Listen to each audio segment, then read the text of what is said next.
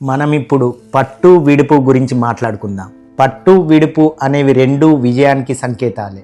వాటిని అవసరానికి అనుగుణంగా వాడుకుంటే మన క్షేమక్షేమాలు మాత్రమే కాదు, మనలను నమ్ముకున్న వాళ్ళ క్షేమానికి కూడా రక్షణబద్ధులుగా ఉండగలం. ఈ సందర్భంగా హిరోహిటో అనే ఒకప్పటి జపాన్ చక్రవర్తి చేసిన త్యాగం గురించి చెప్తాను.